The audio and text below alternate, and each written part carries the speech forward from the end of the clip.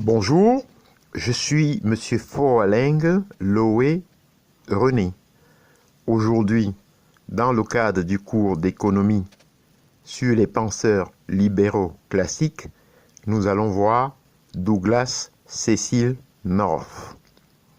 En effet, Douglas Cecil North, né le 5 novembre 1920 à Cambridge, dans le Massachusetts, est mort le 23 novembre 2015 à Benzonia, dans le Michigan, est un économiste américain considéré comme l'un des pères de la théorie institutionnaliste.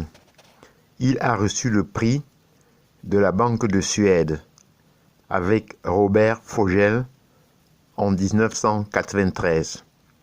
Selon le comité Nobel, Douglas North et Fogel ont renouvelé la recherche de l'histoire économique en employant la théorie économique et les méthodes quantitatives pour expliquer les changements économiques et institutionnels.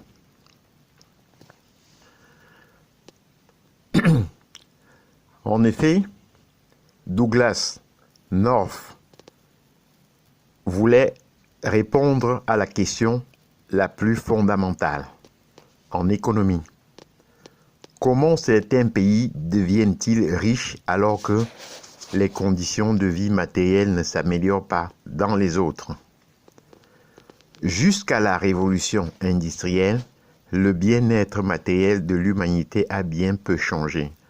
L'espérance de vie, le revenu par personne et la qualité de vie n'ont pratiquement pas augmenté pendant des siècles. Les périodes de progrès étaient longues, mais modestes. Elles étaient généralement suivies d'effondrements catastrophiques et de reprises lentes et pénibles.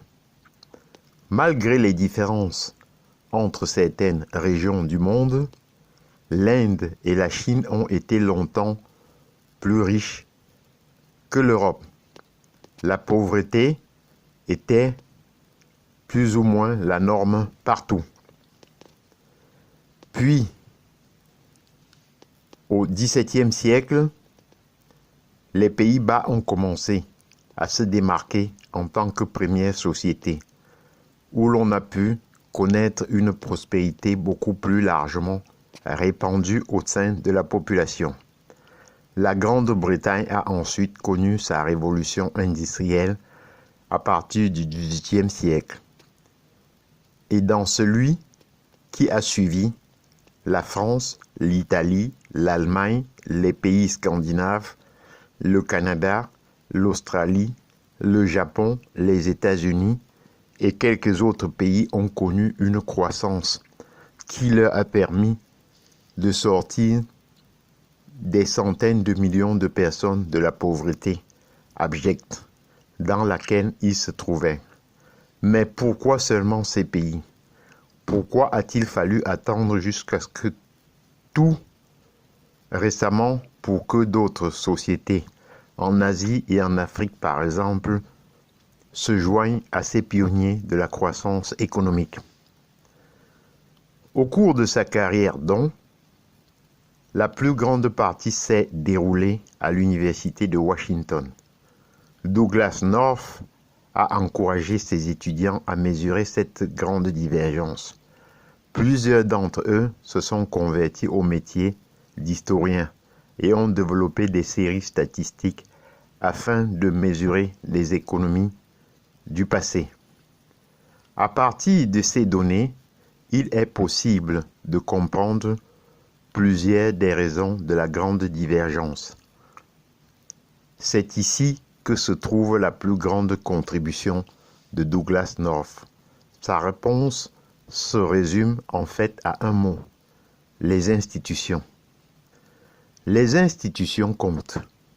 Selon North, il y a des contraintes auxquelles nous faisons face tous les jours, qui nous empêchent de maximiser notre bien-être, afin de minimiser les problèmes causés par ces contraintes.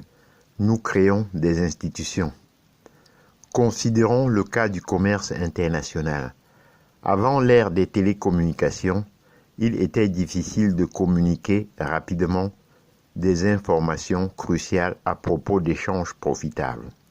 Par exemple, un marchand londonien n'avait aucune façon simple de confirmer l'honnêteté d'un marchand turc et vice-versa.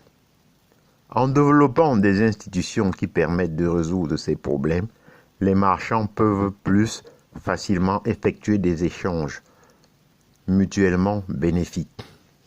Il y a plusieurs exemples de ce genre d'institutions.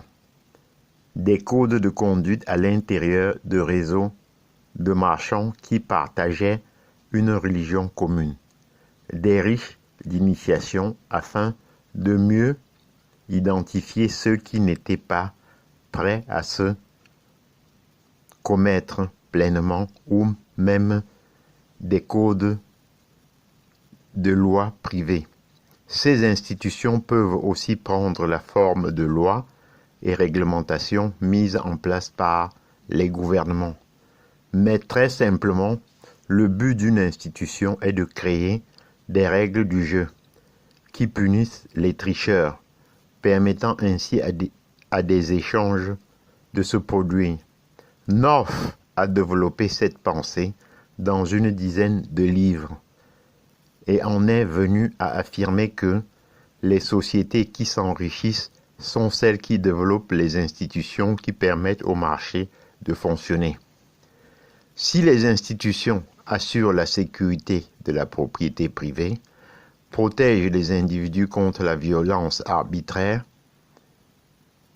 et permettent au prix de véhiculer l'information nécessaire quant aux meilleures utilisations des ressources disponibles, elles assureront un développement économique considérable. Si elles ne réussissent à créer ces développements stables, le développement ne se produira pas. North a aussi expliqué en détail comment certaines sociétés peuvent persister dans le maintien d'institutions inefficaces.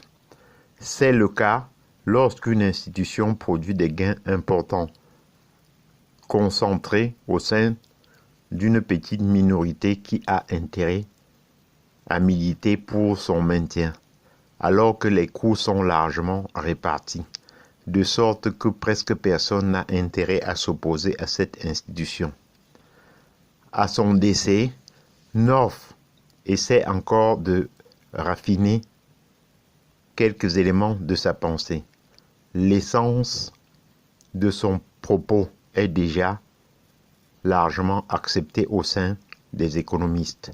On peut mesurer cette influence en observant la grande popularité du livre Why Nations Fail, qui explique pour un grand public le rôle des institutions.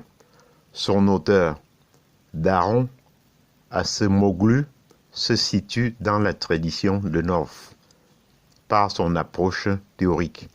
À l'évidence, Douglas North a laissé une marque indélébile sur la profession économique. Je vous en remercie.